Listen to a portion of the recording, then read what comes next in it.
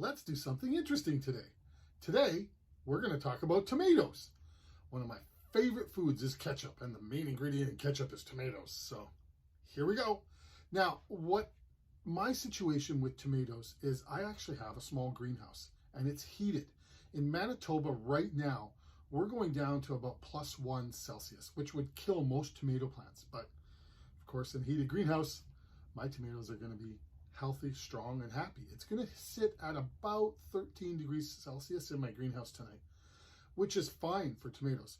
And even though during the day it's only getting up to about 5 or 6 degrees Celsius, the solar heat from the sun takes it 25, sometimes even 30 degrees.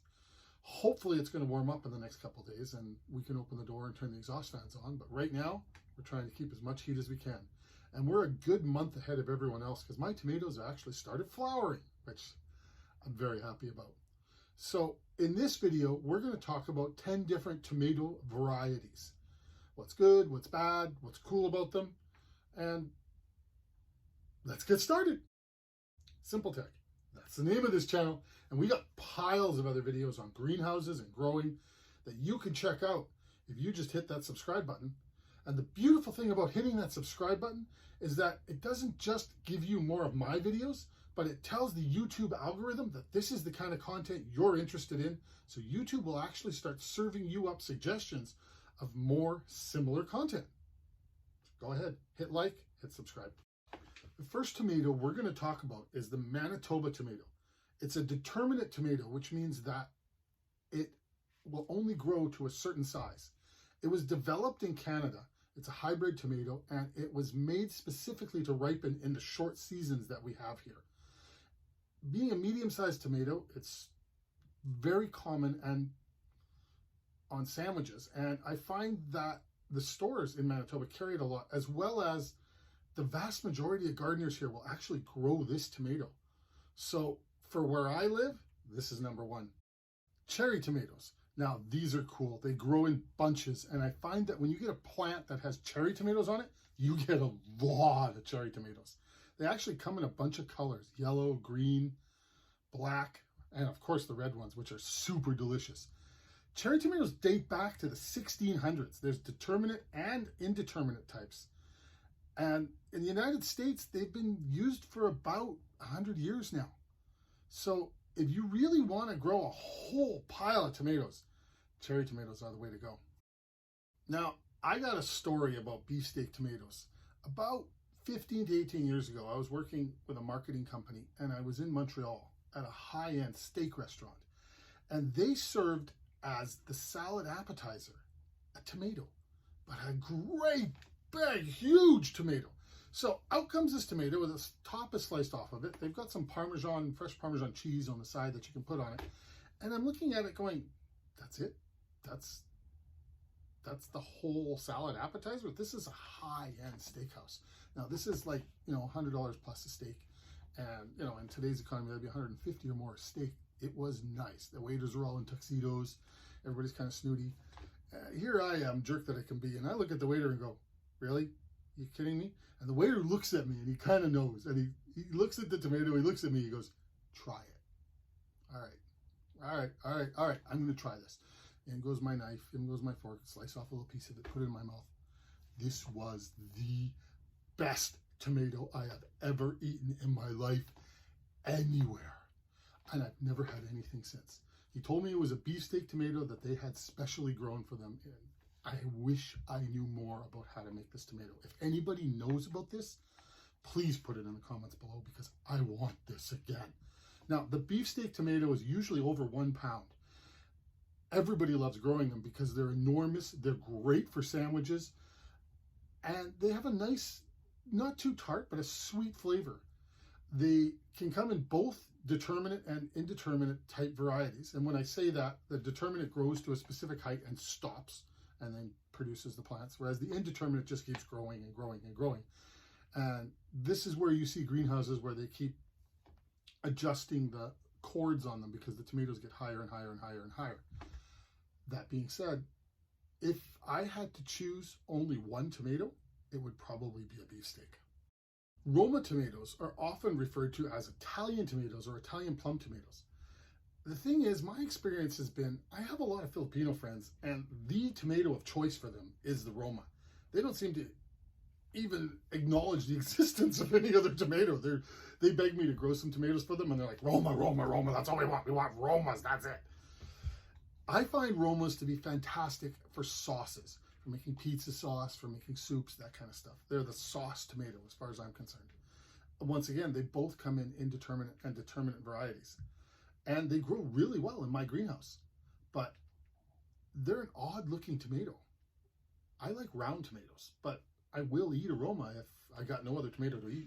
So when you go to the supermarket here, and when I say here, I mean Winnipeg, Manitoba, Canada, you often see these tomatoes that are labeled as tomatoes on the vine. That seems to be the variety name that they use. And they're actually still all attached together with the little vine in between them. They're nice, but they're all hydroponically grown, and they don't seem to have a lot of flavor. It's the reason I started growing tomatoes, is I love to bite into a tomato and get some real flavor out of it. And these supermarket tomatoes that they refer to as tomato on the vine, they look good, they look fancy, they look great when you're buying them, and they taste like nothing. People talk about heirloom tomatoes, and the best way to describe an heirloom tomato is it's a tomato that's been basically passed down from generation to generation. It's been grown the same way, and the seed was saved, and it continues to be grown. And you're going to find people growing multi-generational families, growing tomatoes that are the same ones their grandmother, great-grandmother, and great-great-grandmother was growing. Now, when people find themselves a good tomato, they hang on to it. They save the seeds and they keep growing it. The one thing you're going to find about heirlooms, though, is that they don't always look like the perfect tomato. Sometimes they're a little off in color, sometimes they're a little off in size or shape. But what distinguishes most heirlooms is when you cut into them and you use them for food, whether it's on a sandwich or whether you're biting into it raw or putting it in a salad. If someone's saving this tomato, they're saving it for a reason. And that reason is usually taste and flavor. Now, I'm creating a separate category here for a type of beefsteak tomato called the Better Boy tomato. And the reason I'm separating it is the Better Boy tomato has actually won contests for the largest amount of fruit coming from one plant. Now, if you're looking to grow tomatoes profitably, you need to be able to get the most amount of weight per plant, per square foot to make money. And the Better Boy beefsteak tomato is probably your number one choice in achieving that goal. Now, there's one particular type of heirloom tomato that's worth mentioning here because you're going to see it quite often in your greenhouses and your seed centers that you can buy. And it's called the Brandywine tomato. Some people will confuse it with a beefsteak, but it's not a beefsteak. It's actually a very sweet, large tomato. They can get to be a pound to a pound and a half, as well as the shape and size is what we expect in a good tomato. What's weird about the Brandywine is they actually have potato-like leaves on them. The plant is a little bit different, but when it comes to producing tomatoes, this is a winner. Now, the Globe tomato is probably the most common tomato in the world, the most popular by far. That being said, when you go to the supermarket and you see what you think is a normal tomato and there's no label on it, most likely it's a Globe tomato. They grow these like crazy. The problem I find is that most of them these days are grown hydroponically and they have little to no flavor to them. I think this is why the gardening trend is getting so big nowadays. People want tomatoes that taste phenomenal, and we're just sick of stuff that tastes like cardboard. That being said, if you can find seeds for Globe tomatoes and grow them in soil, you really got something. Fried green tomatoes is actually a thing. Now, there is a specific type of tomato that ripens green and is designed for pickling and for frying and that type of consumption. And it's called a green tomato. Now, you can get green tomatoes from virtually any tomato plant. They all start off green, but there are actually certain tomatoes that will not go red. They'll stay green because they are, in fact, green tomatoes. So why am I talking so much about tomatoes? Well, okay, I like tomatoes. I like tomato sandwiches. I like using tomatoes in my salads. But primarily, I'm a ketchup boy. My whole life, I've had ketchup and adored it. It's a food group to me. That being said, I grew up on Heinz. Nothing else compared in my mind. And I tried the other brands and they did not even come close. But then a few years ago, Heinz actually sold their factory in Canada. It was in Ontario, Canada, and started shipping in American ketchup.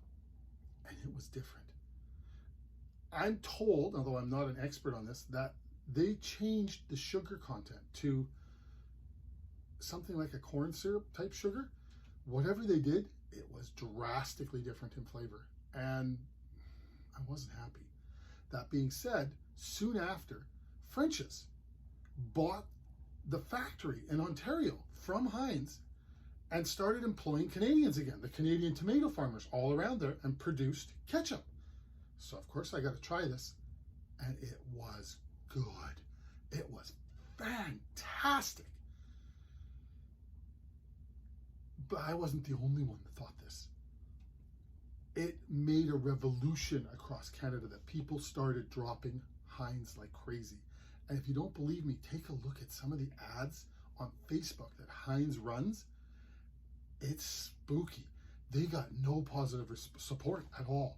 People go on there about support Canada, and I understand people want to support their own country, but it's also a flavor thing. I want the ketchup I grew up with. It was miraculously, incredibly supercalifragilisticexpialidocious tasty. And French's replaced Heinz in Canada for that. If you go to the supermarket, you'll find areas for French's ketchup now here that are as large as Heinz. But could you imagine being a company like Heinz Ketchup and losing that amount of market share because you thought you were going to save some money? This is probably one of the biggest corporate blunders from a major company in Canada in recent history. That being said, I'm a huge supporter now of French's Ketchup. So a little bit about why I love tomatoes so much.